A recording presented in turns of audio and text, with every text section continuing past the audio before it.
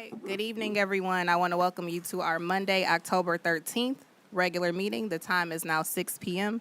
Madam Secretary, can you take roll call? Davis, Here. Kennard, Kamal, Here. Laster, Present. Hiles, Present. and Rogers is present. We have a quorum. Thank you. Can we stand for the pledge? To the flag of the United States of America and to the republic for which it stands, one nation, under God, indivisible, with liberty and justice for all.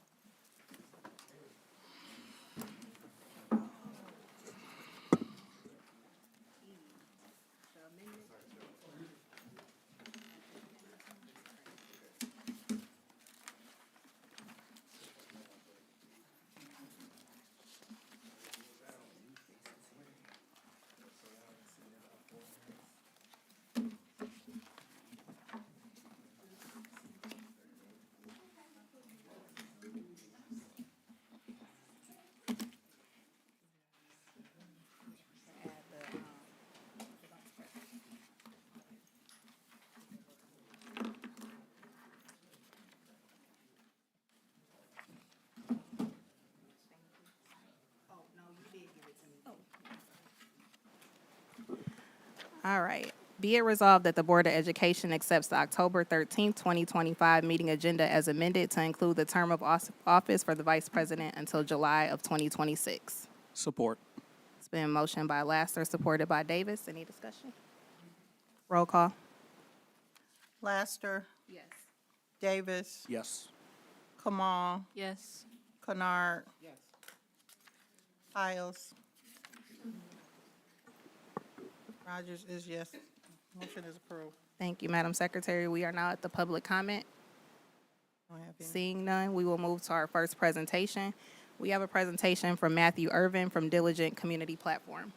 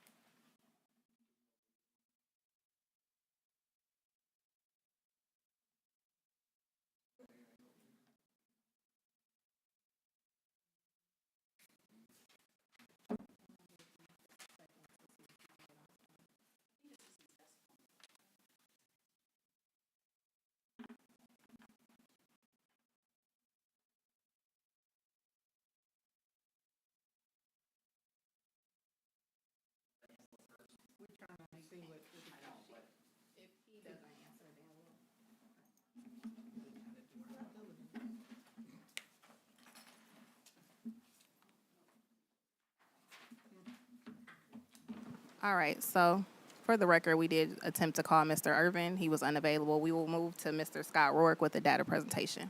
Thank you.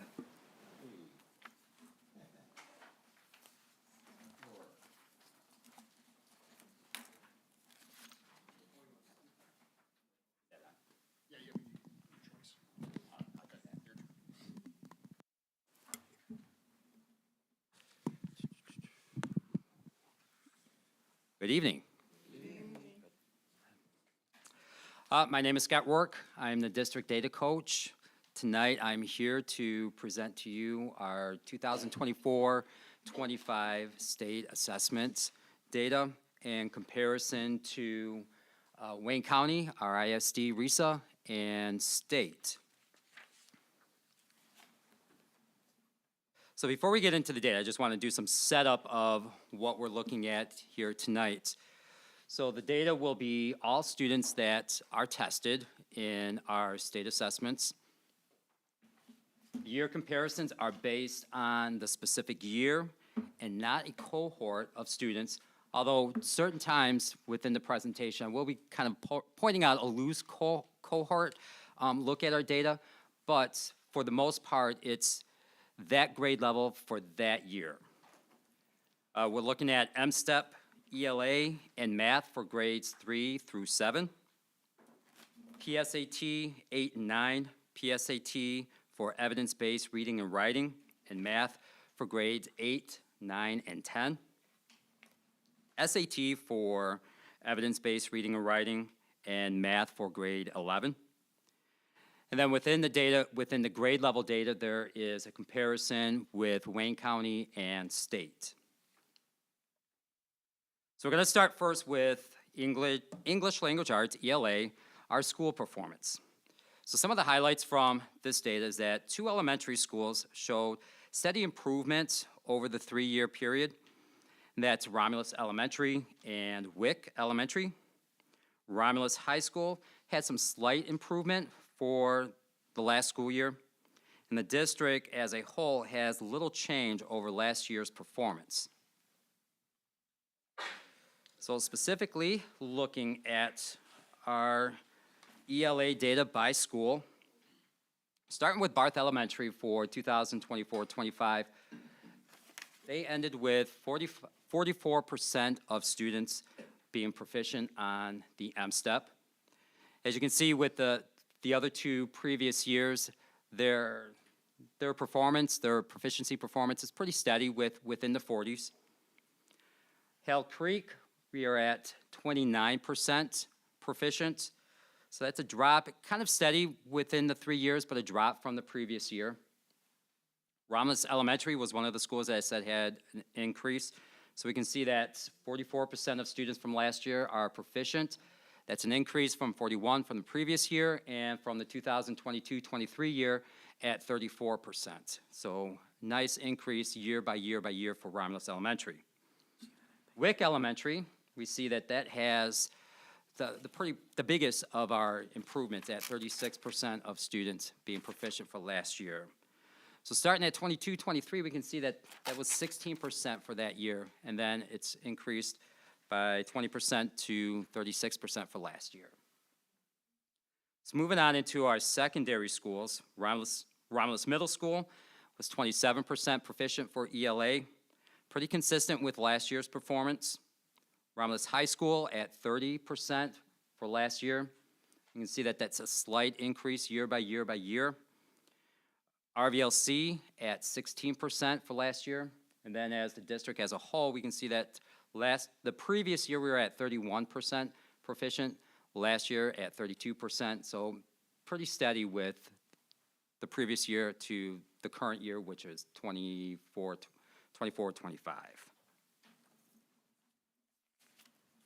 So now let's look at this at a grade level breakdown. So some of the points to look at with our ELA grade level. Our 3rd grade is above our ISD and state performance. 3rd grade has had a steady increase over time. That was noted in the Detroit Free Press article that pointed us out that we were one of the outliers within the county with our performance. 4th grade is comparable to Wayne County and to the state, but little change over time, as you notice when we look at the grade level data. 5th grade as a cohort is showing steady improvement. So this is where I'm saying that we're looking at a cohort in loose terms. We're not looking at student by student for each year, but as a 5th grade cohort, there is some steady improvement.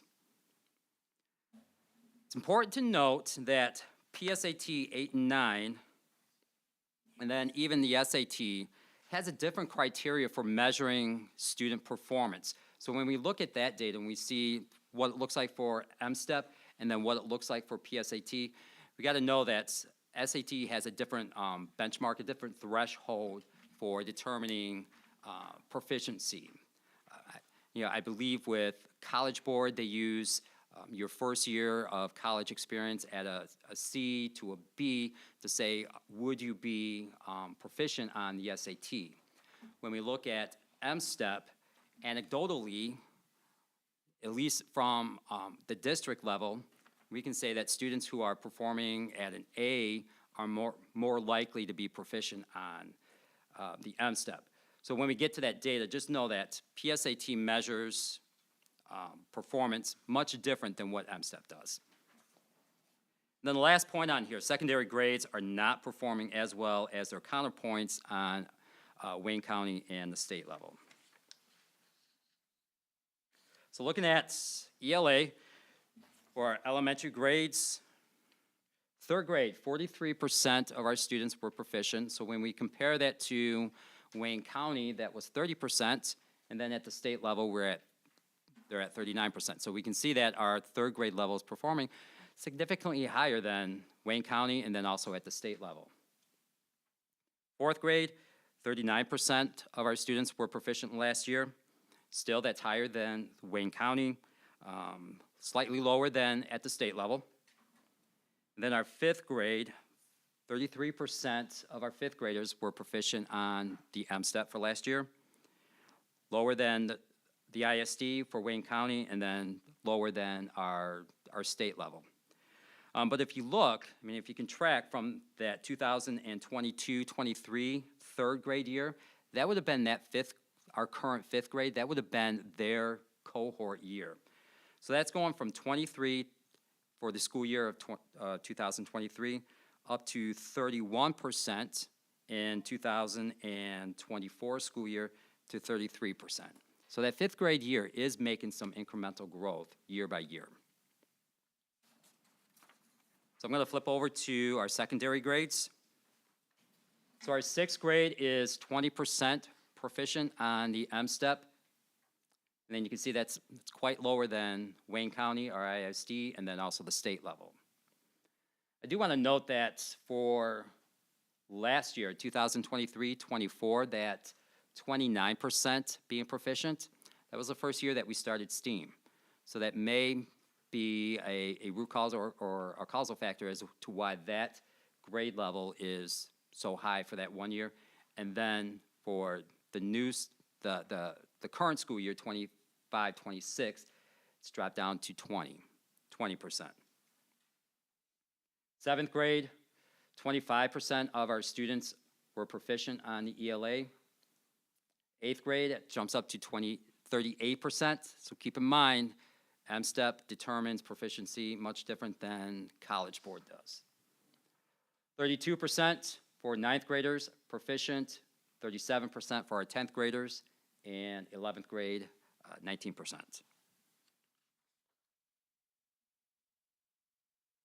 So now we're going to move on to mathematics. Some of the highlights in mathematics. 3 elementary schools showed incremental improvements over time. So we're looking at Hell Creek, Romulus Elementary, and Wick Elementary. Secondary school is not showing improvement over the time within mathematics, and you'll see that once you look at that data. And the district has small improvements over the 3-year period. So school level, Barth Elementary, 46%. Again, similar to their ELA performance to where they're right in that 40% range for the past 3 years. Hell Creek is up to 34%. Good increase year by year for Hell Creek. Romulus Elementary has our sharpest increase, going from 23% back in 2022-23 to 39% for last year. Wick Elementary, 23%, an increase from year to year to year.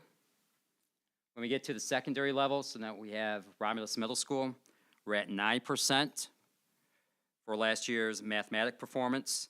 Pretty steady performance over the past 3 years. Same thing with the high school, steady performance. It's 7% of students are proficient on the College Board assessments. RVLC has got that 2%. And then we look at the district overall percent. We're increasing year by year by year, but I think that's more of an elementary influence rather than the secondary influence on this.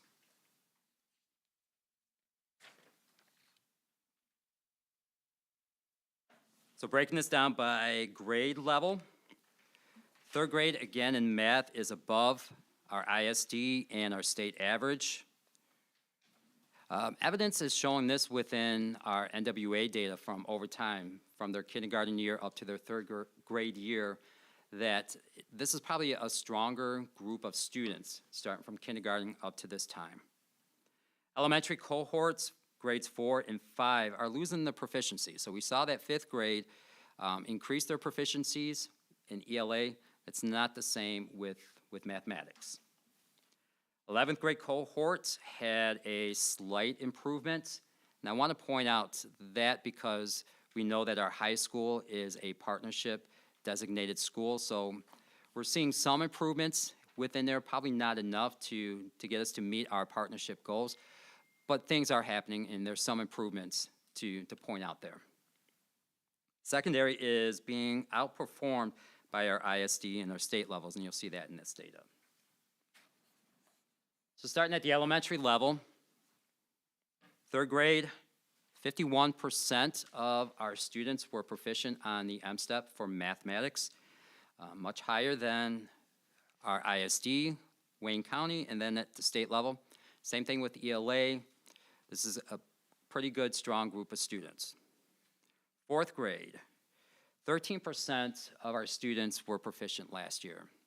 So as I was looking back at this, trying to figure out or trying to come up with the reason why the previous year there was 27% students proficient, and then last year 13. Something that I noted was that there were a lot of new teachers in that fourth grade year last year.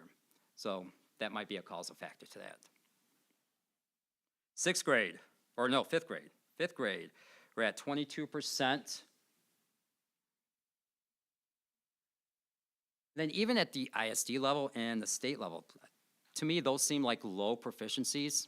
So I'm kind of wondering, across the state, what are we missing in fifth grade math? So it might be something that we need to look at deeper to say, okay, what is it that M-STEP is asking our students to be able to perform? What are we missing on our mark? Moving over to secondary. So our sixth grade secondary math M-STEP, 5% of our students are proficient. You can see that's significantly lower than our ISD and then the state level. Seventh grade M-STEP, 10%. Eighth grade at our PSAT, our College Board assessment, is 12% of students being proficient. Ninth grade, we're at 6%. 10 at 5%, and then lastly, the 11th grade is at 9%. But notice that on the 11th grade, going from 4% back in 2022-23 to 7% to 9% from last year, some small increment growth is happening within that 11th grade instruction, math instruction.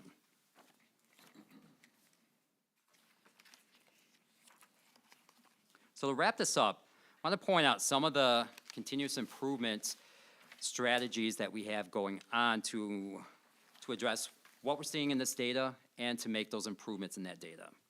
So starting with curriculum, guaranteed curriculum. We have instructional leadership routines that is something that we need to work on for this year to build in a uniform practice of observing what's going on with teaching and learning and being able to come back to the table and saying, this is what I saw, these are the good things that we're seeing, but these are some of the things that we need to improve on. Curriculum implementation and monitoring. We need to make sure that all teachers are using the district curriculum, using it with integrity, so that we can say we offer a guaranteed curriculum to our students. Professional learning communities, our PLCs. This year we have two charges, two goals that we're working on within our PLCs. One of those charge is targeting our long-term improvement goals for our MyKIP goals, but then also looking at those short-term goals, those short-term wins within our PLCs to see that are we making a difference within our instructional practices? And with those practices, are we making improvements on those practices to make sure that we're getting the best improvement out of students? Then also looking at setting up better collaboration routines so that we're relying on our strong teachers to help our new teachers and say, these are some of the things that you should look at trying to do within your classroom. Let's put that in practice. Let's come back as a team and see how did we do, how do we need to adapt or adopt certain practices that we're putting in place within those PLCs. So we're looking at making sure that we're hitting goals within our PLCs and that we're improving our collaboration. Our MTSS framework, we were working a lot on that last year, reworking that so that it's more of a uniform framework within the district. And with that, setting up building level teams so that we know that within all of those MTSS teams, we're looking at the same data, having those same kind of conversations about what's going on within our tier 1 instruction that we're giving to all of our students, where we're seeing that we see strengths within that instruction, but then where the weakness is at so that we can support those teachers in building that instruction. Then along the lines with that supporting, looking at those students who are struggling to make sure that they are getting the support that they need, but then those students that are performing high, that are accelerating, making sure that they continue to accelerate and that they don't get left behind or get stagnant, get put into the middle of that performance. And then finally, what I wanted to note on here is using our 23G grant money with our extended learning time and being more strategic about what we're doing with after-school tutoring. Looking at the effects of tutoring, is it making an impact on student benchmark outcomes? And if it's not, what do we need to do to improve that after-school tutoring practice? That's where we are at with our state assessment performance from last year. Any questions that I might be able to address? Trustee Pauls. Thank you, Mr. Rourke. Your information is always helpful and appreciated, so thank you. My question is do we know why there's such a drop between the elementary and middle school in proficiency? Do we know if the higher performing students leave after 5th grade, or do they stay and for some reason they're just not grasping the 6th grade math and ELA, and then it continues? So that's one of the things that our middle school leadership teams are looking at more specifically this year. Like what's going on between what's happening at our 5th grade and then when those 5th graders come over to middle school. I mean, one thing that we know is that it's a change in environments. I mean, they're going from having one teacher that they're accountable to having now 6 teachers. So there's a change in that. We're looking at the rigor of the instruction, what's going on with the instruction that might be a causal factor as to that drop in proficiency between 5th grade and 6th grade. So those conversations are going on right now within our middle school. I'd like to add a number of things to that because that's a great question. I think many of you know, whether you don't or not, I'm in the schools a lot, okay? And I see it. I have a number of things to say. You know, the first thing is, can you be honest with people? Okay, when you have a role like this, can you be honest? And do people want to hear it? Because when they hear it, they have a hard time with it. Okay, can't accept it. Well, you need to accept it, and I'm here every day to see it. There's a couple of things. Let me talk about math. I'll start there. Kids can't multiply. You want to know that 4th grade cannot multiply. I went into a 4th grade class, and I was as direct as I normally am, and I hurt feelings, kids' feelings. They're crying and whatnot. And my attitude is, look, I'm sorry that you're crying. Okay, you're going to cry again in your lifetime. It happens. It happens. You may not like the delivery, but I'm going to make sure that you learn it. And I can tell you what school it is. It's Rom L. I had a number of parents complaining about me because I went in there and I wasn't playing. And I can say that I can go in there now and it looks much better. I think there's something about demanding that kids do something.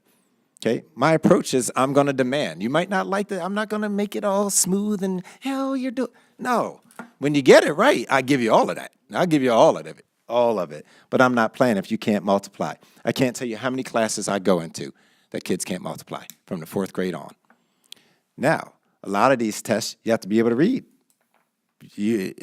I'm not going to say that teachers read the kids. I don't know. I don't go up in there. But there's a precipitous drop that I see from 3rd grade on. And I don't know if people are reading. I assume that they're not. But if you can't read, you can't answer the question. You can't answer the question. When I go into the middle school, conversely, I ask a question every day. Every time I'm in there, kids know I'm going to ask a question. I ask a higher order question. And they're simple. Like the other day I said, hey, I'm trying to get carpet in my house. Okay, 16 and a half by 13 and a half. What's the area of the carpet that I need? And if it's $2 per square foot, how much does it cost with 6% tax? Those are the questions I ask. I'm not going to ask you 4 times 3. I'm so far beyond that to be asking you in the 6th and 7th grade 4 times 3. And you'll be surprised when I ask, we're still doing this. And I'm like, are you kidding me? And again, I'm a parent. And I think that the cell phones have had they've hurt kids. They've hurt families, they've hurt kids. That becomes the struggle that you have to fight that every single day, a cell phone. Kids know everything on that cell phone. If I ask you how to do this, they can do that. And that's great. I didn't know how to turn off the noise thing on my phone. I know how now to get rid of the noise in the background. Well, thank you. That's wonderful. But can you multiply? And they can't. Okay, and maybe because you have a phone now, you don't have to do it. Maybe that's it. Well, kids have cell phones. You want to know how to multiply? I'll do it. I can show you. I can do it on the camera. But the days that I came through when you were supposed to know this, rote memorization, that doesn't exist. And so when I'm back to the elementary schools and I'm giving it to you, but I will give a kudos to a school. I won't mention it. I went to a 2nd grade class and the teacher said, we've been waiting for you. That's what she said. We've been waiting for you. And so I was like, they can't multiply. She said, yes, they can. I said, no, they can't. And they could multiply. I was blown over. 2nd grade. And it's not to down anyone. I think it's about your level of expectation, too. I think some staff members, it is too low. Now, that's the thing that people don't want to talk about. They don't want you to talk. Is he talking about me? Yes. If the shoe fits, wear it. Yes. I can go in and I have high expectations for kids. I'm not worried about if they cry. I'm not worried about that. Good, you should cry. And you should, because you can't multiply. I would cry too. But that's just some of the things I think, expectations, multiplication issues. If you can't read, and now you all of a sudden have to read a test. If you can't comprehend, nobody's ever asked you a question like I do. And at the middle school, I am pleased. The kids try. Kids try. Kids have no problem emailing me and all that. They're comfortable with me because they know I'm real. I keep it real with you. When you do well, I'll give you everything. I'll give you my right leg, but this is my phrase. I'll give you my right leg, but you have to show me that you'll give yours up first before I ever give you mine. So these are some of the things that I think that we have to address. We have to address, I have on here too, chronic tardy issues. Chronic. Parents can't get kids here to school on time. You gotta be kidding me that I'm having this conversation in 2025? 2025. That I have to tell you to be on time with your kids. And that means to be early, actually. That's what that means. To be early is to be on time. Chronic here. So much so I had a conversation today, and I was saying, why don't we just go to, hey, you're late 3 times, you fail. Stop playing the game. Like, kids will not be successful if we're over here enabling poor behavior. And that's not their fault. That's their parents' fault, getting them here on time. Now, I will say chronic absences are declining here. That's a good thing that they're declining. But there's still an issue. There's still an issue. Too many kids missing school, in and out. We can't even have our teams. I'm going to talk about that in my own little, this is not, please don't be confused. This is not I'll be speaking when I need to. But we can't even get kids on teams. We can't have consistent teams, a golf team, because our kids don't come. They're in, out, in, out, in. How can you be good at something if you can't make the commitment to it? And that's what I say to kids. That's the kind of dad you're going to be.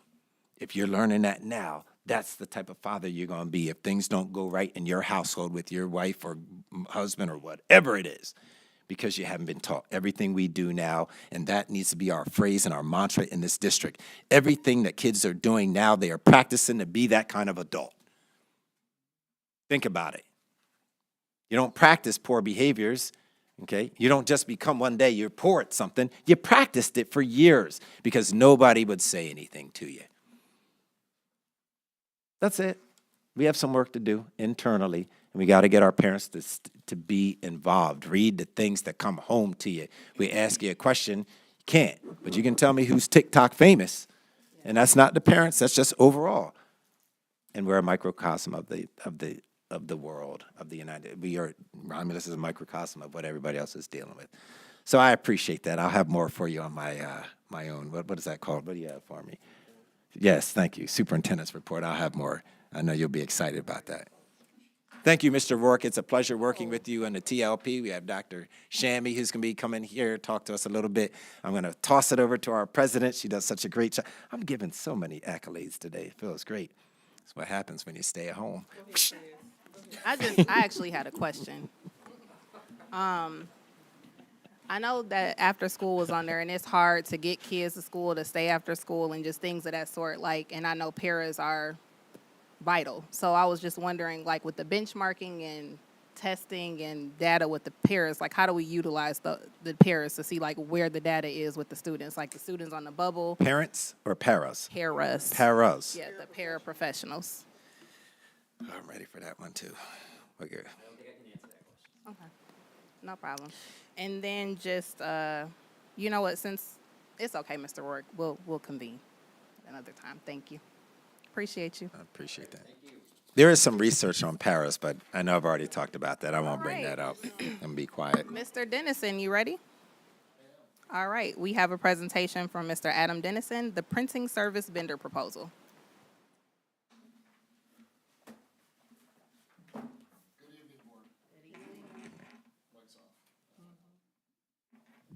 Let's try that again. Okay, so we were supposed to do this last time, but obviously got pushed back. And what you have in front of you is a draft. You should have a draft for RFP to go out for bid for a new copier contract. Our current copier contract is with Canon. There are currently 52 devices in that contract. It was signed on November of 2020. The term was 63 months, 60 payments. And it says not all devices have the same contract. That means we have a lot more Canon devices that's on the current contract that I'm trying to go out and get replaced. So there are other Canon products. For instance, there are 2 in Steam that they got added when we implemented that program. And then a food service has 1 or 2 devices they have their own contract for. So this is specifically for what's currently in the district. It was done in 2020. Total paid year to date. This includes payments, ink, maintenance, $353,000. And that is a low estimate, by the way, because we could not go back all the way to 2020 in certain pieces of SMART. It doesn't go back that far. So current usage, I had to throw a little comedy in here. Our copiers have hit over 2 million copies. These are some of the things you can currently do with them. Yes, cook a hamburger, they do get hot enough. Everybody loves a copycat. And of course, HR department would love to do that to their own printer in the bottom right-hand corner. So my department would be seeking the replacement of 23 devices, not 52. I feel like 2020, maybe Oprah might have been in charge. Like, you get a printer, you get a printer, you get a printer. We don't need that many. We don't need that many. It's it's way too many. And then adding a color copier in every building. Not every building does have a color copier, have that color option. So, and then implementing a software called PaperCut, and what that does is tracks tracks print jobs, and it will allow you to print in what's called a virtual print queue. So you print to something that's called Follow Me. It doesn't actually print until you go and release it. That saves a lot of money on paper and ink. We can also then charge folks for using our printers for printing a book on how to make candles, for instance, you know. So that's just a few. Yeah, a little, yes, yes. A few things about paper cut. And then so later on, there's an action item under mine to vote on whether or not I can go out and bid on this. Yes, Thank you, sir. Appreciate there's it. questions. Thank you. Yes. Yes. So how do you, Wow, okay. yes, didn't it? Well, let me switch. It says questions. I got so much energy today, it's ridiculous. So you're not going to go first on this one, okay? All right. Does I mean, anybody the else man have a said- question said for Mr. question. Dennison? Seeing no questions, Dr. Edmondson. Well, thank you, Madam President. You're doing a fine job. Thank you. Thank you, absolutely. What are you going to do about the color printer thing is always an issue. Color copier, when people start, and then before you know it, everybody's printed everything in color. Is there any way that you can monitor that to keep I'm that? glad you asked that, Yes, Dr. that was- Edmondson. So absolutely, we can actually control that via software. We can set every printer to default grayscale, so black and white, and then we can actually put limits on colored copies per person with that software. Because everybody has do they have their own Have their code? own account. They can even, when they go to release their Cool, I job, like they'll even have a 4-digit code, or we can use our badges. We can even have students give the codes too as well. I think Mr. Brock wants that in their evaluation. How many color copies have you made? Well, we can definitely do that, for sure. And by the way, you're doing an excellent job too. Thank you, sir. You are too. Oh, thank you. I appreciate that. Iron sharpens iron. I think when it comes to the color copies, what we've done is the secretaries have that access, but there's a certain limit that they Absolutely. can do. You know, if they need it, like special services does a lot in color because they have to have the flip charts and stuff. Right. So that secretary has a limit and they have to put in who they're making those copies for it to be tracked. So everybody won't be able to make the copies. Absolutely, I agree. And being this Without is micromanaging, no. 2025, Yeah, it's not- right, right. right. This is truly a digital age. You know, with Google Classroom and everything's done digitally, there shouldn't be a whole lot of reasons to print nowadays. I just have a comment as a paper cut user at my job, and especially for teachers. Like when you put paper in there and then somebody's job is coming through and it eats up your paper, it doesn't start until you put your code in. And then it does give you subtle reminders like this job is $15 or you're printing Romulus Community Schools at your job. And so like it's, things of that sort, but it definitely is an accountable partner. And I think it is very it's going to save some paper and some color by putting those restrictions in. I didn't know about controlling color paper. Yeah, you can do it. Now that's That was hypothetical. Madam that's a President, real thing. Yes. Mayor, you probably already mentioned this, but I'm going to ask you again. What are you going to do with the old ones? Is it and getting rid of them? Where are they going? I know they're old, and I know they're going to go surplus. What are you going to do with them? So we do have, we can have some options. The board, of course, we can decide to sell them, or we can keep them, and we can allow certain departments, say, if you want to keep this, you can, but you're going to be on the hook for paper and ink, kind of thing. There's a couple different routes we can go with this. Okay. A lot of times too, when you get these proposals, companies will say, well, we'll buy those old devices from you, and then we can sell them to a wholesaler, kind of a thing. Yep. Thank you. Anything else? No, not Thank for you. me. Thank you, AD. Next, we have a presentation, a grant update from Mr. Mark Graham.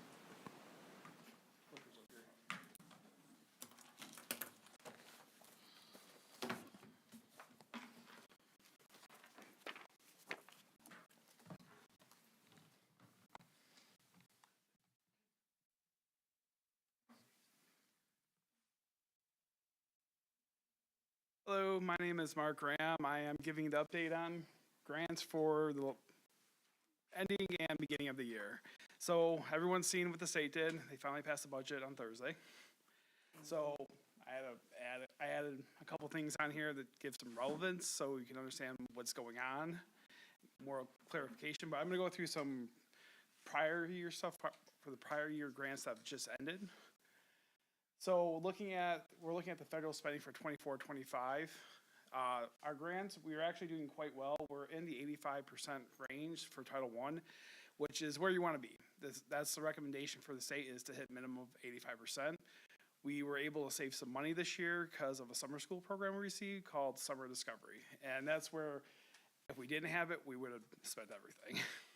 So it's a good thing and a bad thing. We didn't spend all the money, but we will be getting all this funding back for next year, for this coming year. Title II, we are at 85%. That's usually, not all PDs had, everyone showed up, not everyone went to conferences. So we didn't spend it all, but we get all that money back also. Also with Title IV, we were able to keep our AM/PM Scholars program going, which that's our before and after care. So we're still being able to keep that continuing into this year. State spending, at risk, we're still spending down from ESSER. So during ESSER, we had every district had a huge buildup of at-risk funds because there was so much money. We're finally paring it down. Right, this year we had 750,000, and before the state released their budget, I was thinking we were going to spend almost all of it, so it'd be about 3.3 million. Now with the state's new budget coming in, we're getting an $875,000 increase on top of the current allocation that we had last year. So we're at 3.2 mil. So we have a lot of planning to do. We haven't been able to do that because information they usually release in June, they just release in October. So we're 4 months behind.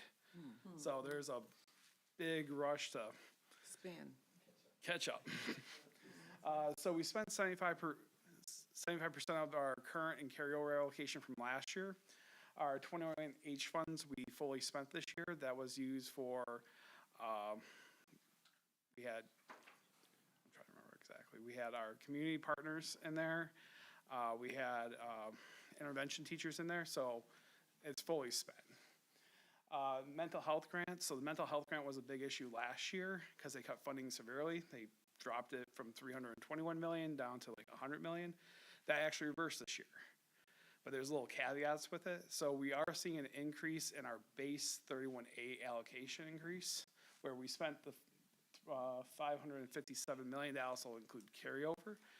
But there's also two caveats in it this year. So they took the 31AA grant. You have a base grant, but now they have an RSO portion and a mental health that you apply to.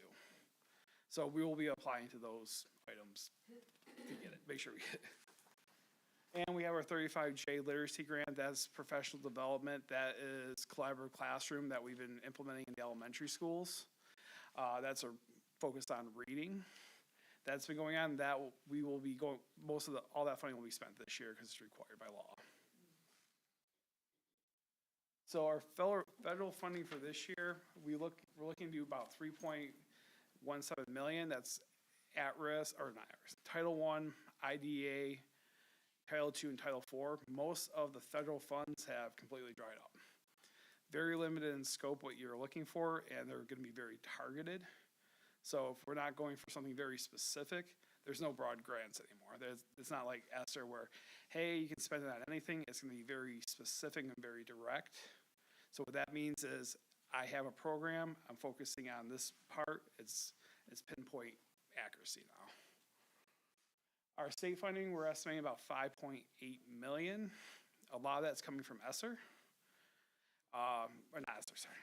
At risk, with the increase in the at-risk funds plus the carryover funds, that's the majority of the funding. And our local funding actually went up significantly this year because we had the Summer Discovery Program where they gave us $801,000 for the summer school program.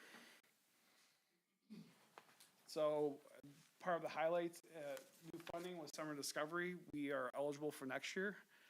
We received $801,000. That was to cover summer school for K-8 students, and it was an all-day-long summer school. They had an enrichment program with academics. We also got the 23 Plus grant, which is focusing on adults that are under that are over 23 trying to get a GED or a diploma. Changes to funding this year, this is based off the allocations they sent out on Friday. We're estimated to get $875,000 in at-risk. Estimated 31AA base is $77,000. Increase in special ed funding, about $48,000. Wasn't as big as I thought it would have been, but it's still a little bit of an increase. And we lost 35A funding. So what they did with 35A funding, it was about 12 sub-grants, and they collapsed it down to 2. So it's one of the grants that they basically shrank and gave it to other places. Our total estimated categorical increase will be, that's the grants that are targeted for activities, groups, and programs. It's about $963,000. So these are very targeted funds. They're not for broad use. The Consolidated app was late also this year. They didn't actually release the application to July 19th or July 29th. That's about 2 months behind. We were able to get it turned around in about 2 weeks because we were pre-planning months ahead of time. Title 2 and 4, oh, I screwed up, put 1. It should be 2, was just released September 26th. And we have about 5 weeks to plan and figure out what we can do with the funds. Title 2 has become very restrictive. It was one of our looser grants where we had ability to like flex it more. Now it's very pinpoint and direct. Things that were approved prior years are getting questioned now just because of the rule changes.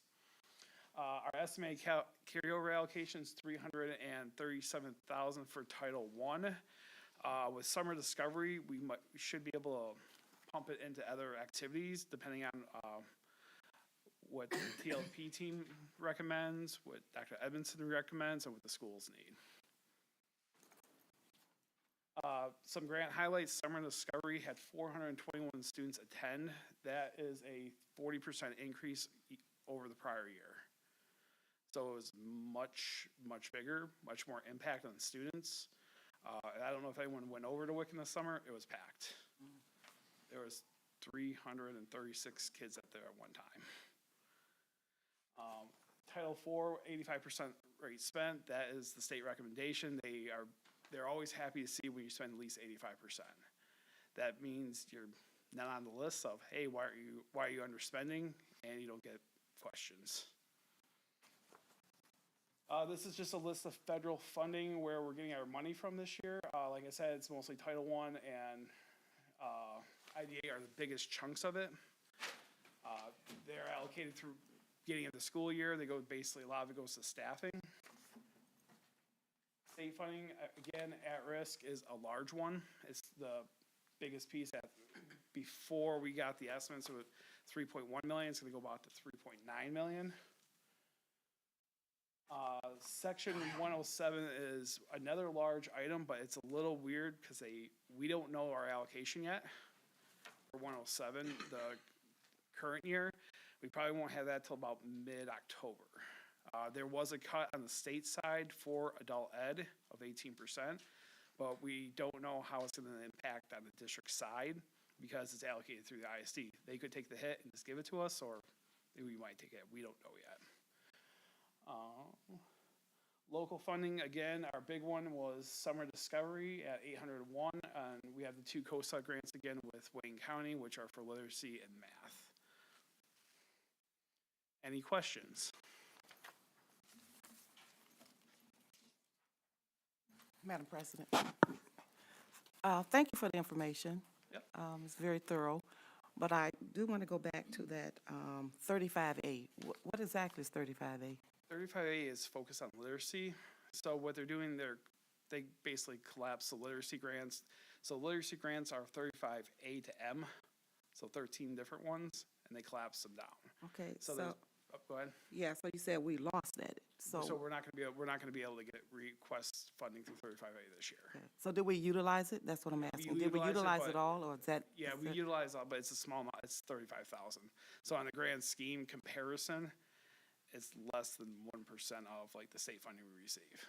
Okay. So it's a very small one, but it was like the only real categorical we lost funding in with the new budget. Okay, the reason why I asked, I was just wondering if we were utilizing the funding, you know, for our students in literacy, or we just didn't do it. I mean, No, But you know what I'm saying? this is like, this this is is just something that the state does. state's They doing- pull it back what's left, or was this no, what we? it's money we already have the money. We already spent that money. Oh, Long- okay. This is the current year. This is 2026 funds. So in 2020, usually if the budget's done on a speedier period, so usually we would know our 35A allocation. We'd say, hey, we got 35,000 35A in September.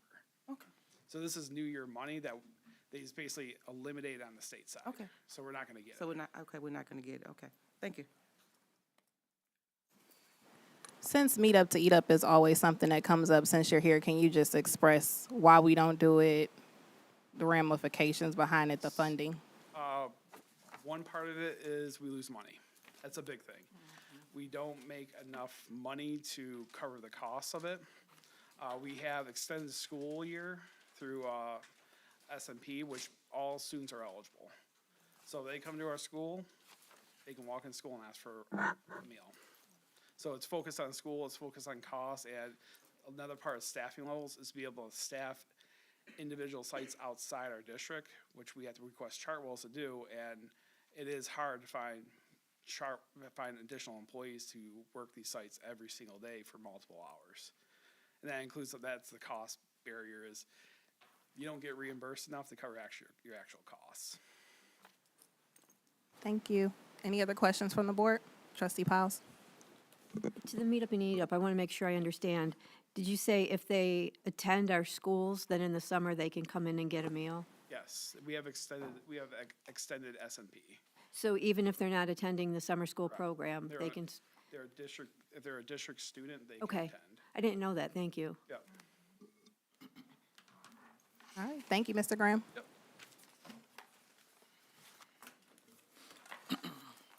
I enjoy working with you too, Mr. Graham. You're doing a good job. Yeah. I know you were waiting for that, so I had to pick, would have put the question mark on the question, but. Consent agenda. Be it resolved that the Board of Education approves the October 13th, 2025 consent agenda as presented. Matters listed under the consent agenda are considered routine in nature by the Board of Education and will be acted upon by one motion. There will be no separate discussion on these items. If any board member or any citizen requests discussion of an item, that item will be removed from the consent agenda and will become the first item of business under the report of the superintendent portion. A, approval of the minutes of the Board of Education for September the 8th, 2025 regular meeting. B, approval of the financial statements for September 2025, I'm sorry. C, approval of the personnel actions as submitted by Executive Director of Administration / Human Resources, Mr. Kevin Brock. Employment, Savannah Bergiven, Wick Elementary, fourth grade teacher. Yeah, you're good. Danielle Hall, Barth and Romulus Elementary, special education worker, social worker. Marissa Jordan, Romulus High School counselor. Elizabeth Morosky, Romulus Elementary, third grade. Landon Peacock, Romulus Middle School art teacher. Elise Strong, Romulus Middle School Spanish teacher. And Nellie Logwood, district custodian. It's been motioned by Rogers, supported by Kennard. Any discussion? Roll call. Rogers is yes. Kennard, Yes. Kamal, Yes. Piles. Davis, Yes. Laster. Yes. Motion is approved. Thank you, Madam Secretary. We are now at the report of the superintendent. No need to introduce you. Thank you, thank you. And I'll try to keep it as brief as I can, but let's remember that we did miss our last board meeting, so this is an effort to keep you all posted. First, let me say it's good to see you, Trustee Piles. And I mean that, it's good to see you. It's good to have you here, and I'm glad to see you, absolutely. Now, just some other things that I have. Athletics program. We're very fortunate that we can offer a number of sports for our students. I'm very pleased that we can do that. But the level of engagement sometimes is a little bit of a concern. on one hand, I'm excited that we can offer these things. On the other hand, I realize that our kids have never been exposed to them.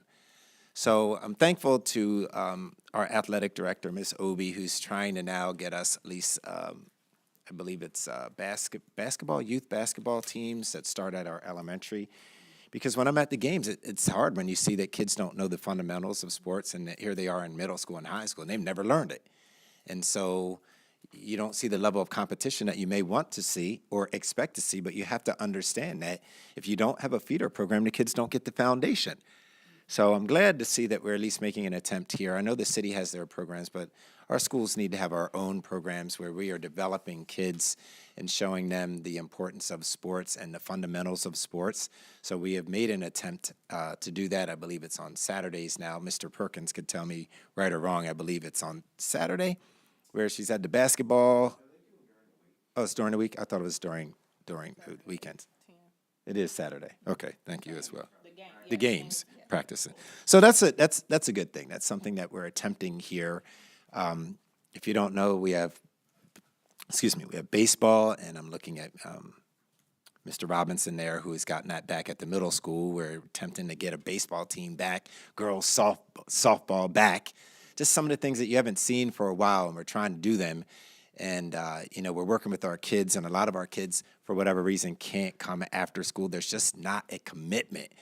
And that's very frustrating to me to see not a commitment. That when you make the commitment, you make the commitment. Because if you allow kids to keep coming in and out, that's what you're going to get. That's the kind of adult that you are, because you've been taught that that's okay. So those are some of the things that we have to work on, that we are absolutely providing kids opportunities, but we need to make certain that whatever we can, if it's busing, whatever we need to do to make sure that they get exposed, okay? This isn't Romulus of 30 years ago. I know people want it to be Romulus of 30 years ago. Some, it's not, okay? Families are very different now than they were before, and that's not a knock on anybody's family. It's just things are different. So to expect us to go back to 30 years ago, that's not going to work. But those are some of the things that I'm seeing here in our athletic program. It was great. I went to the high school homecoming dance. I believe they had 50, I think they said they had 50 more students than they did last year, and they have less kids than they did last year, but more kids. I would encourage all board members and anybody that's watching or go into the school. There's a good feeling, at least in the high school. Dr. Harvell's doing a really good job. His presence is everywhere. And somebody had said to me, like, hey, Dr. E, when you're in person, like, you're not hyped up like you used to be. Well, I am. I don't have to be when you already have a hype man. You don't need two hype men. You already have a hype man. So go and see what's going on at the high school level. I'm very pleased with what I see. I wanted to also give a shout out to when I was at the homecoming football game. I made a comment to Miss Race, who is the band instructor. I said, "What? We're playing that now?" I was just excited to see different type of music. I like to see that, different type of music. I saw the kids doing some things. I was very pleased. I'm like, we're coming along, we're coming along, we're coming along. In a lot of respects, we are. We're coming along, we're coming along, we're coming along. We're not where other school districts are, but I don't measure myself against them. I'm looking at where we are now. So just seeing some newness. And that's good, and we need to do that because we have to compete against other school districts as well. While you're at it, I think some of you saw the new golf cart, and I think some of you may have ridden in our new golf cart. One thing that I don't want to see is raggedy stuff. I don't want to see it. It makes no sense. It sends a message that you're a poor district, and we're not a poor district. You have to focus on the things that are important, and yes, your image is important. So we now have a new golf cart that we were able to secure, and we're trying to work on a couple others, and so that makes me have to jump down to here. Our district lost Al Wilkerson. Many of you know who he was. He's instrumental in our sports programs here. Instrumental. Has done a whole lot for this district. And I want the board to know first, before I go on out, I'm working to get our gymnasium named after that gentleman because he has done so much for our school district in athletics. So I'm trying to do that. I don't know how to do it because I've never done it, but I know it can be done. And so I'm going to reach out to his wife first and make sure that she's okay with it. And then I'm going to try to get people in the community. I've asked some teachers who he's near and dear to them. So I know there's a lot of people that would like to work with me on that, but I think with the board support that we should do that. I met him once, but everybody has told me what a rock star he was and what he has done for this school district. So I'm coming to the board now. I'm just saying it to you that I'm at least trying to move in that direction. I think that would be great for our school district. I think it would be great to bring some people back as well. Next, high school and middle school offerings. I tell kids that if we're going to offer you these opportunities, then you need to take them, and you need to be serious about it. And I actually had a student the other day stop me during the dance and say, "Dr. E, you need to come to our esports competition." Okay. I was like, I need to be invited. If I get invited, I'm coming. But we offer a lot of good things for our kids. We're offering new things. We have a Spanish teacher in the middle school. I was in the middle school speaking Spanish with the Spanish teacher in front of kids because they needed to see it. That my first exposure to Spanish was in the 8th grade as well. It's in the 8th grade, and I said, now I can do conversational. I can do one-on-one. Despacio, por favor, means slow. You speak slowly, I'm good. I can get it. But we're offering these things to kids, and we have to make sure that they get excited and that they actually participate when we're offering those things. But we are trying to do some things at the middle school and the high school. It's coming soon. I'm going to give the Board of Education, I'm going to give you an advance, not preview. I don't want to give you the advanced preview. But our restaurant, that's coming out, the Eagle's Nest, it's sharp. To Jason Perkins and Dr. Nelson, they've made it. It's beautiful. You saw it. No. Oh, okay. No, what? Who let that out? It's beautiful. I can't wait. Jason will tell me when we're ready to do that, when we're ready to have that. We want it big because it's a restaurant and it looks really good and kind of a little bit small, but it's nice. And kids in culinary program, that's something that kids are absolutely taking. So I'm very excited about that. It's coming, but that's part of our offerings and what we need for our students. Spelling bee, I was tasked by Trustee Kamal about the script spelling bee. I forgot. I'm old. I forgot. So I'm working on that now with Dr. Shami's team. She doesn't know it yet because I didn't see that she had an email yet. It's probably already there now, pending board approval. We're on that. We'll see if we can do it, if it makes sense, if we have the right people to be able to do it. You always have to have a champion. If you don't have a champion to do something and their heart isn't in it, everybody knows. Nobody's interested. So we want to get somebody that's a champion of a spelling bee. We're actually thinking about a competition at the middle school, teachers versus students in a spelling bee. But I think if we did something like that, that might get kids excited too. But I am on it, and I thank you for calling me on that because I totally forgot. So we'll be talking about that a little bit coming soon. 2 or 3 more things. Bond, 2026. I'm looking at November 2026. The unfortunate thing is that we had an opportunity to have 0 net increase on tax. No increase. Blew it. Didn't do it. So now, anything that we do now will be perceived as a tax increase because the taxes are going down. They went down in June. They're going to go down in January again, and they're going to go down before November. So now, think about that. Boom, boom, boom. Now it's here. And now we have to go back out, and people are going to say, what, are you raising my taxes? I don't know what to tell you. We did everything that we possibly could in that respect to make sure that you have 0 net tax increase. Mind you, I live in Canton. My schools are Belleville. You know what they have in November? A 0 net tax increase. I don't know anything about that district. They haven't given me a lot whatsoever, but I'm voting for it because I understand my taxes will not increase, and what I get will increase. So now we're going to have to be out there in November. We're going to have to really push hard to convince the community of its importance. However, big pin in it right here, boom, that our finance guy that we deal with said, maybe you want to consider joining the city, working with the city on a millage that you both can work on where you both gain, and now it looks a little bit different. That what we're looking at would look different. I don't suspect that we'll be coming after 150 again. It was great at the time, but maybe we'll have to do some things differently. So he told me that, hey, I need to get the the finance management company that we worked with, PFM. He said, hey, that's something that you can do, where the school district and the city work together, and that way things tend to pass when you have both of them. So I'll give you more information on that. I sent it to the mayor just saying, hey, never knew that you could do this. So he's looking at it, I'm looking at it on how we might be able to get together and get out in the community and pass that one. I can say that in my role. Other people can't push that, and you can push it as board members when we go out again. I'm suggesting November 2026. It's been said to me, try to go out before that because the mills drop. I don't need the narrative. All right, listen, I don't even live here. I know what the narrative is. Okay, I know the city. But we're not trying to raise taxes on anybody. I didn't try to do that before. But now once it goes down, the accusation is that you raise taxes, not that you lower taxes. It's going to be that you raise taxes, even though the taxes were lowered. So I just want to get you ready for that. It's not November 2025, but November 2026. And the last thing, I need my glasses.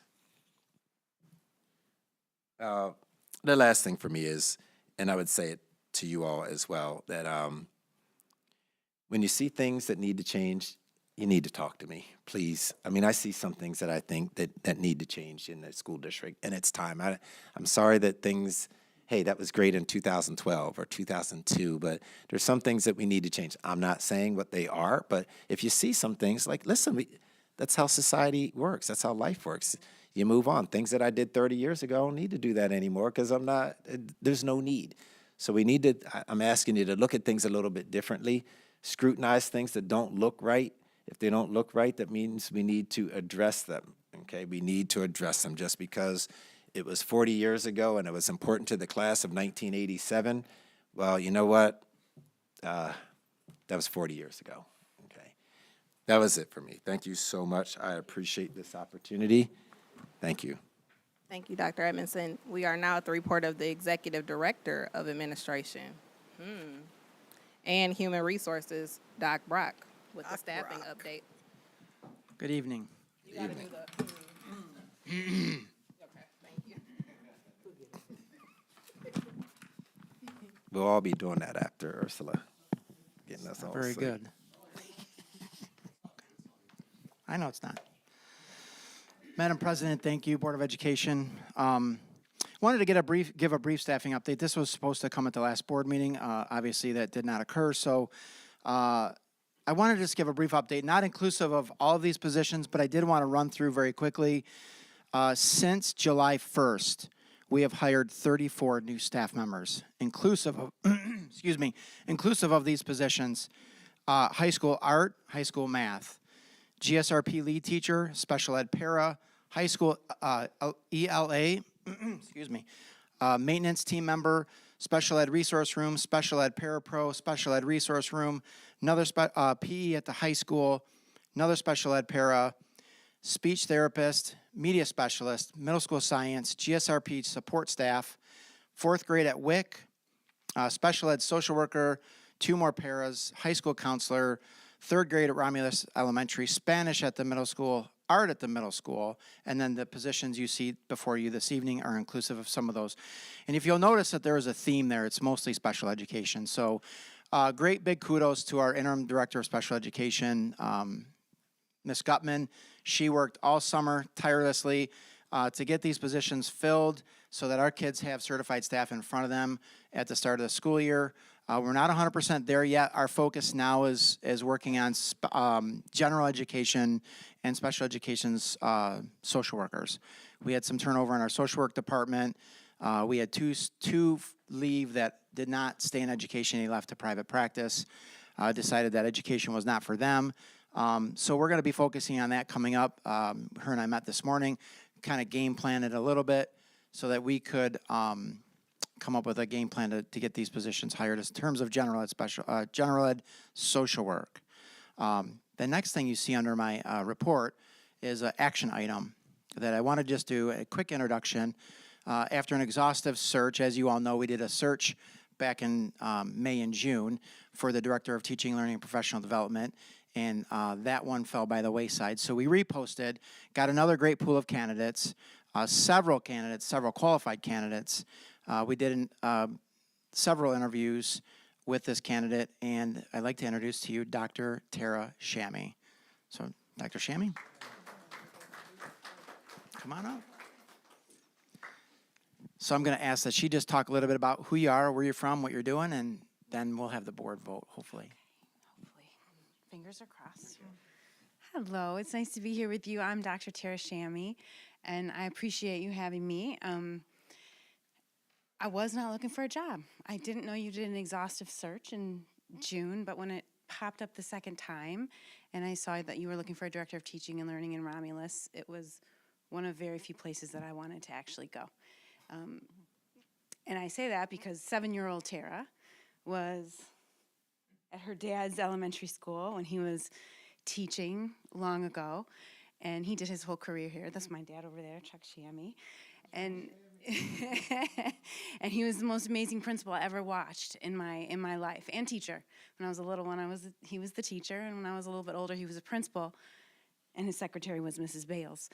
And yes, his secretary was Mrs. Bales, and so I would show up at their school at Wick. I would show up at Wick Elementary and late for a college assignment, and she would help me type it because she was a much faster typer than I was when I was going to college. And so the reason I applied for the job was because Romulus has such a place in my heart. My little sister taught here also for 17 years. And yes. And so I applied and went through this process and enjoyed the interviews, enjoyed the process. Who says that? And nobody, and I have, but I truly did enjoy those things because I walked into them very authentically. I'm very much about doing what's best for kids, and I've studied curriculum for my whole life. I have a doctorate in K-12 curriculum instruction. I taught for 22 years. I've taught in Detroit. I've taught in Farmington. I've taught in multiple places. I was a central office administrator in Wayne Westland. I was the director of curriculum instruction and assessment there, and that's where I got my start as an administrator. I went to Detroit and spent a couple years as the senior director for school improvement. And now I can take all of those technical skills that I learned and really focus on helping the students of Romulus. And I noticed that today someone was talking to me about the partnership agreement, and I said, well, who is our PAL? And they said, what do you mean the PAL? And I said, who's our connection to the partnership office? And they said, it's Paul Schumer. So I texted Paul real quick, and I said, hey, Paul, guess what? We're back together. And he said, so you're who Ben was talking about. And so I'm really excited to be here and excited to do whatever I can to improve and improve upon what's happening in Romulus schools and support kids in any way that I can. And so thank you for allowing me the opportunity and choosing me among all of those amazing candidates. And thank you to Mrs. Bales and my dad, too, for inspiring me to want to be in Romulus and do what's best for the community and for the kids. Thank you.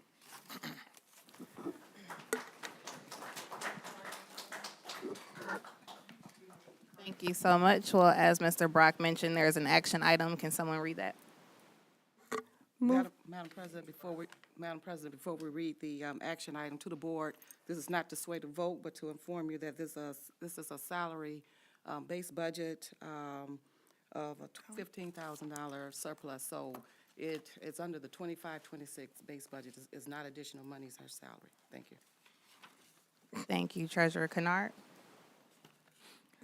Recommended motion. Move that the Board of Education approve Dr. Tara Shami as the Director of Teaching, Learning, and Professional Development.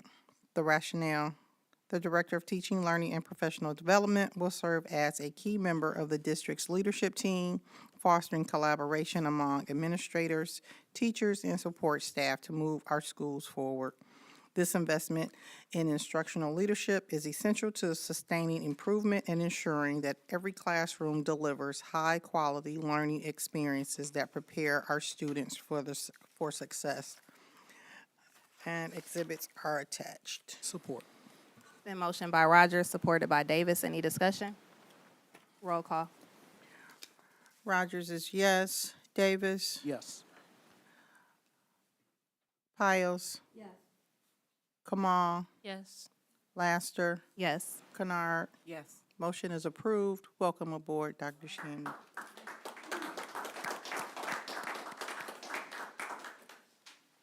So I guess we can frame this agenda because this will be the last time Dr. Edmondson is mentioned as the interim director of teaching, learning, and professional development.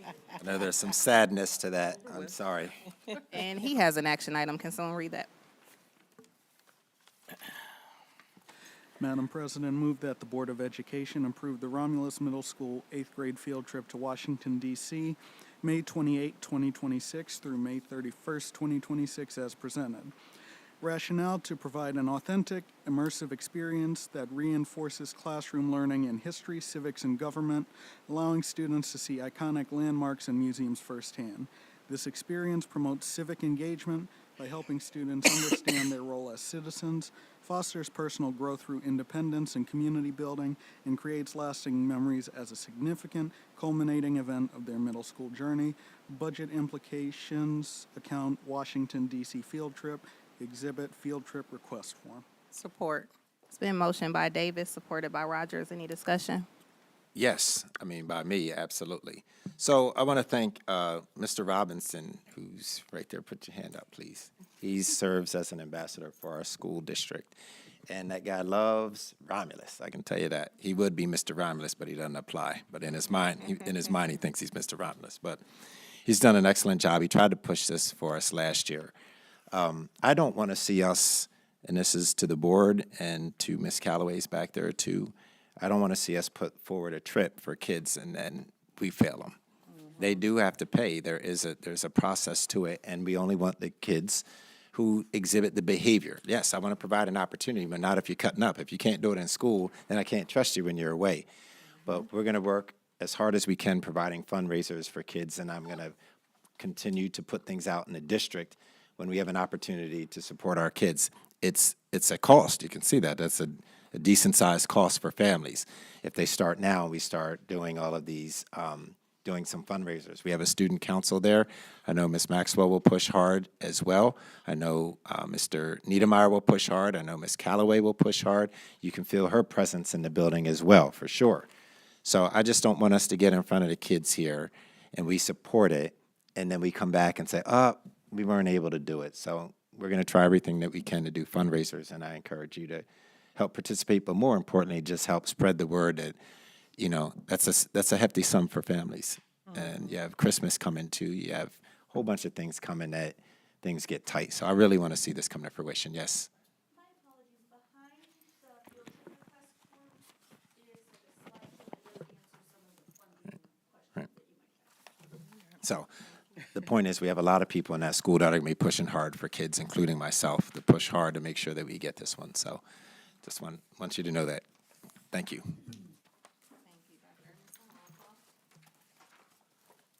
Davis. Yes. Rogers is yes. Laster. Yes. Piles. Yes. Kamal. Yes. Kennard. Yes. Motion is approved. Thank you. We have some work to do, and we'll give you an update. We are now at the report of the Director of Technology, Mr. Adam Dennison, and he had the action item, a RFP for new print/copy contract for equipment and maintenance. Madam President and Board of Education, move that the Board of Education authorize administration to go out for bid for the print/copy RFP as presented. The rationale, the current print copy equipment and services are outdated, inefficient, and costly to maintain. They lack modern features, pose security and compliance risk, and no longer meet the district's needs. Replacing them will reduce cost, enhance security, support digital workflows, and align with sustainability goals. With the contract ending, this is an ideal time to upgrade to a more efficient and future-ready solution. The budget implications are none. The exhibit, the presentations, and the draft request is a part of the board packet. Support. Been motioned by Kennard, supported by Rogers. Any discussion? Roll call. Kennard. Yes. Rogers is yes. Kamal. Yes. Piles. Davis. Yes. Laster. Yes. Motion is approved for the RFP. We are now at the report of board subcommittees. Before we go to the action item, any updates from the subcommittees? The Strategic Plan Subcommittee will meet at the MASB Leadership Conference. The details will be worked out as we get closer to the date. Thank you, Trustee Kamal. I just want to speak on the sinking fund. On 9/25, we had a meeting. It was Jason, Ray Holt, Dana, and myself. And I did send the notes out to Judy, We just kind of went over the major expenses that went on, the school buses, lighting, ceiling projects, concrete work, and the drinking fountains of basically, at that point on 9/25, we were like 98% done with some of those projects, so probably at 100%. And then we just kind of went over some new ideas and some foundational things. And so it was just a good collaborative meeting to talk about the projects that went on, what happened, stayed in budget, didn't go over budget, and just look into the future and trying to plan out 3 to 5 years because we will have to come up for sinking fund again. So just trying to get it out to the community, being as transparent as possible. So that's it from sinking fund, unless you wanted to add anything. No, I don't. Okay, all right. And for the Finance Committee, we should be meeting soon, hopefully this week. We will then get back at the next meeting. Madam President, Yes. how many years are left on the sinking fund?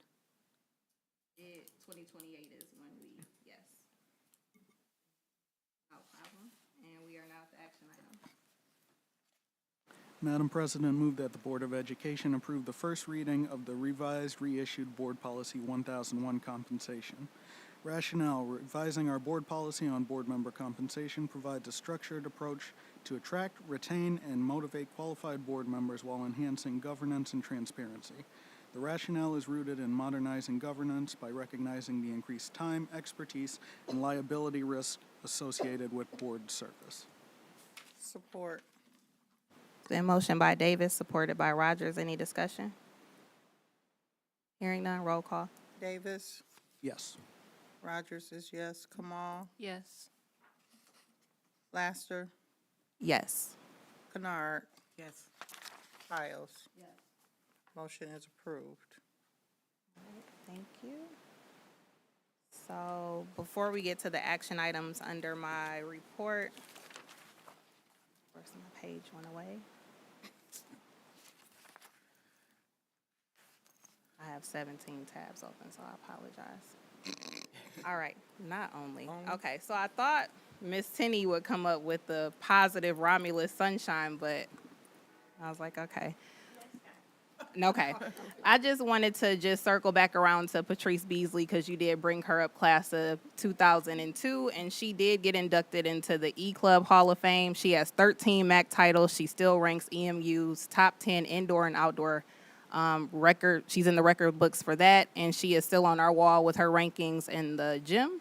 So I just wanted to give a shout out to Patrice Beasley, class of 2002.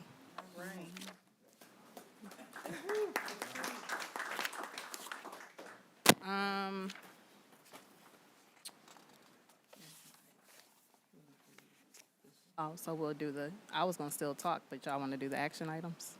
Okay.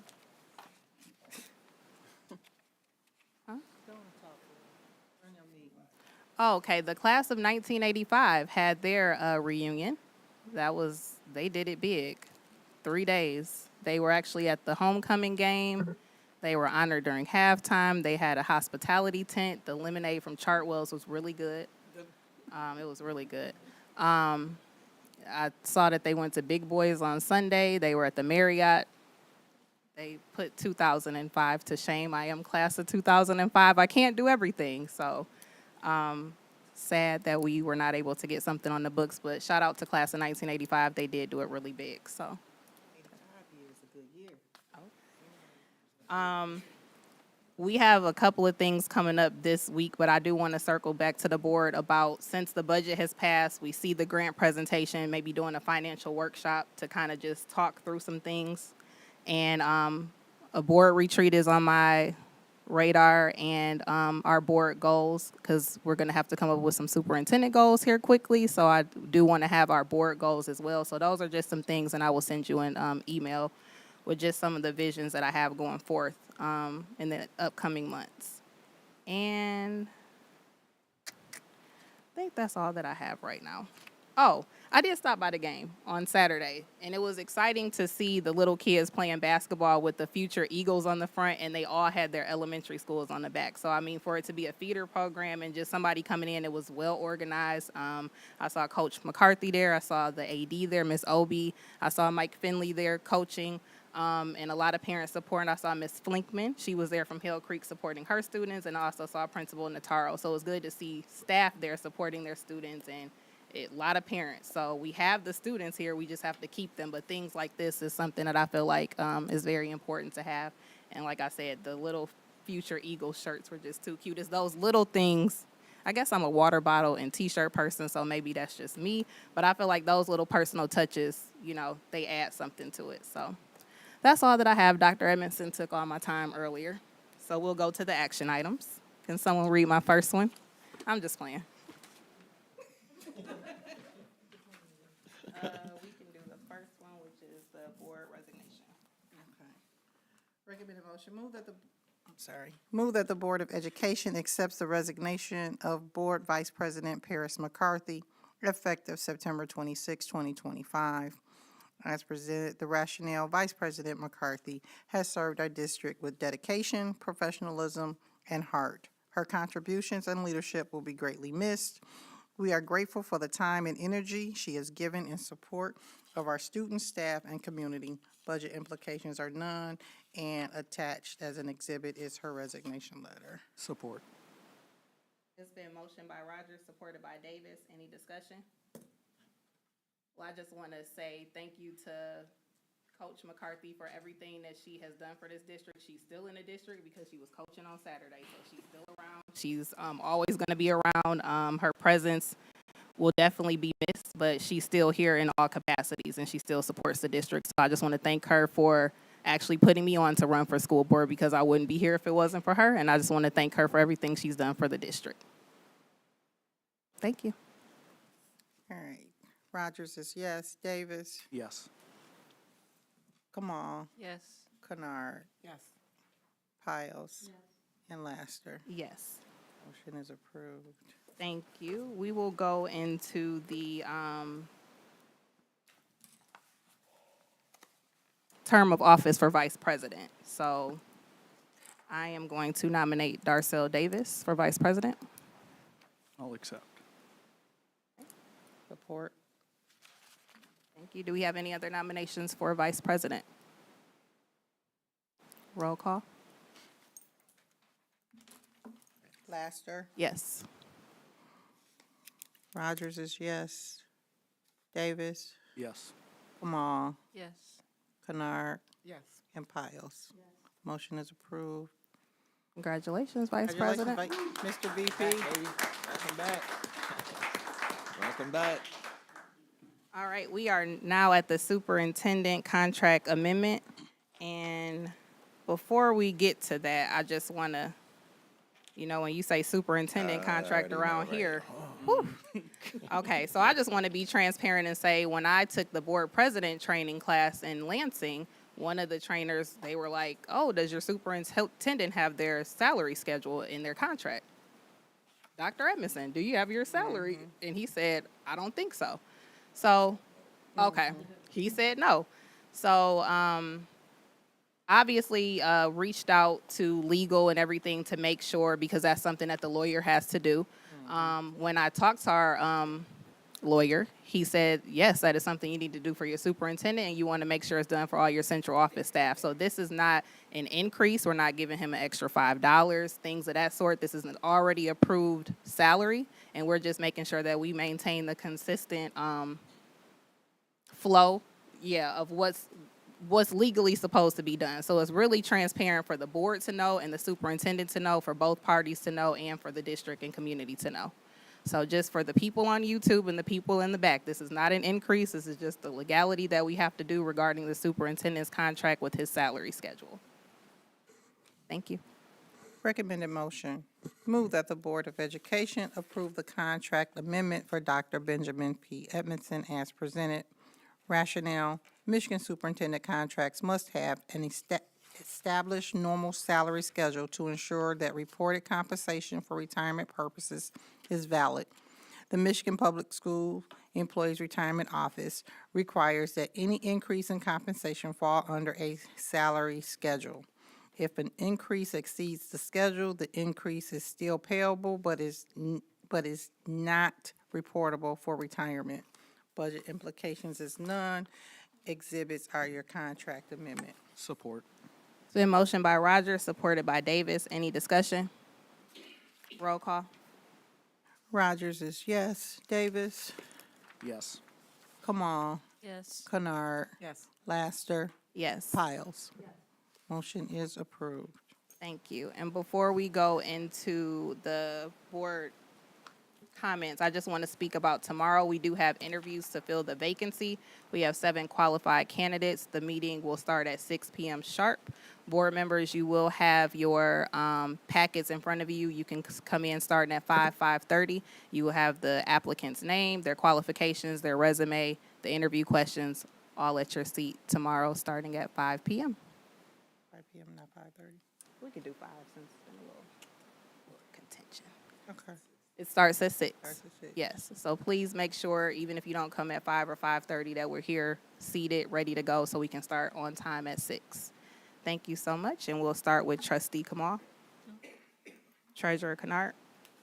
Okay, so are we gonna name the golf cart? I think it should be Big P. I think they should have The names. new one. The new one. No, Call it the something. new Give cart. Give it a name. Okay, so I would like to also say, welcome back, Trustee Powles. Is happy to see you here today, okay? And so also L. Wilkerson, he was one of my instructors. Okay, he was in the classroom before he became so affiliated in sports, but he was always in that. So, yes, our condolences go to his wife and his family. And I think that's a good idea. You know, I'm not trying to get any votes or anything or whatever. I just, I can make myself clear. But that's it's a good gesture, I think, for the district to recognize, those who have contributed to our school district over the years, and that's very well noted. Also, class of 75. Class of 75 celebrate 50 years class reunion a couple of weeks ago. Okay, and so one of the things I was sitting there and I was thinking, and I said, they had over 150 attended. Okay, and so that was quite a big. So class of 75 and 50-year class reunion. Maybe we can acknowledge them. Let them go to a basketball game, do something with them, connecting, whatever. So we want to acknowledge them as well. Maybe they can roll around on the cart. Yeah, they can. Yeah, maybe drive. But Let me know those things. Yeah. I knew this one because they went through Jason. Yeah, no problem. We know you forgot us. So that was it. And so the presentations that we had today, it was very informative, and thank all of you administrators for what you have done. It definitely says that you have some energy and you're engaged. And so I recognize that, and I want to acknowledge the fact that I see what you're doing. And welcome to the new position. We look forward to having great things. A lot of questions about curriculum and all of that is out in the public, and you appear to be one of those individuals that's open door policy and making sure we understand what that is. So thank you very much. Thank you, Treasurer Kennard. Madam Secretary. Just want to say to Trustee Piles, good to see you back. We've been praying for you, so I'm glad to see you back. To our staff, Dr. Shammy, welcome aboard. Looking forward to working with you. Miss Bales that's the lady of Romulus right there, who knows everyone. But I just want to thank everyone for all the hard work. And just looking forward to seeing our district strive and move forward in the upcoming months. Thank you, Vice President Davis. Did you want to do a too? You should thank us. What, I can't be happy? That baby happy. Oh, I forgot to say thank you. Yep. I mean, well, okay. All right, just a couple of things. Dr. Shamey, welcome to Romulus. I look forward to your leadership on the TLP team in the coming days and months. To the 7 applicants for the open board position, I wish all of you good luck tomorrow. I'm sure this application and interview process will go very smoothly. And I'd like to thank all of my colleagues here on the board for placing your trust in me to become the vice president yet again. You're quite Good welcome. to be back. You're quite Oh, welcome. Darcel. Trustee Piles in the building. Welcome, Dr. Shammy, to your return to Romulus. It's really exciting to have you here and looking forward to your time with us and the work that you will do and the results we will see. So welcome. I want to thank everyone, the staff and community members who've been reaching out, sending texts, mailing cards, making phone calls to me. It's been a rough struggle, but all of that has been your thoughtfulness has been appreciated. I have a long road ahead, so continued prayers are coveted and appreciated also. And thank you. Thank you. Dr. Edmondson. Me again. Oh, wonderful. First of all, Mr. Shammy, it's good to see you. You know, nice to see you. Crack that smile. I wanted to see it. Talked about Miss Bells. He cracked a smile. But it's good to see you and welcome back. Okay. And, you know, I need to say this to you because I only wish that my parents, both of them are still alive, but had an opportunity to see me get a position when they were there. I mean, it's got to feel, I think about my own children, how it would feel for me to be able to see my kids be recognized. So congratulations that you're able to do that too. Yes, you're bubbling with excitement there. I am me. No apologies here. We're trying to get, and this is to the staff. I hope that we send this out. We're trying to have a flag football game, staff versus students at the high school. I'm going to compete. I might blow an ACL, but I'm going to get the win. I'm going to get the win, I'm promising you, because I'm still an athlete. Just telling you, I'll never change. Also, more importantly, we're trying to have a soccer game, staff versus students. Now that one, they have no shot to beat me. I can tell you that now. No humility whatsoever right now. Zero. We want to see I'm sorry. This is Amazon. I thought it was some food coming through. Amazon don't stop, don't care. But we want to encourage, we want to do fun things for kids, and that means staff have to be willing to come out of their comfort zone. You have to be willing to come out of your comfort zone. You can still lead, you can still do all those things, but you need to come out of your comfort zone to do these things for kids. And if we give you an opportunity, we'd love for you to participate in those. To Coach McCarthy, listen, I hope she's listening too. As a matter of fact, I know she is. But I want to say thank you to her because she was instrumental in bringing me back in my career. Saved, absolutely saved. I'm not being funny whatsoever. I appreciate the relationship that I had with her prior to her, for her to be able to believe in me and return me and restore me because my esteem was at an all-time low. And, that was serious what happened. And I've been able to move on, forgive, and just go on. But I just want to thank her for that. Sometimes you never know why, and I don't have the pulpit here, but why God has you intersect, your lives intersect. But he did.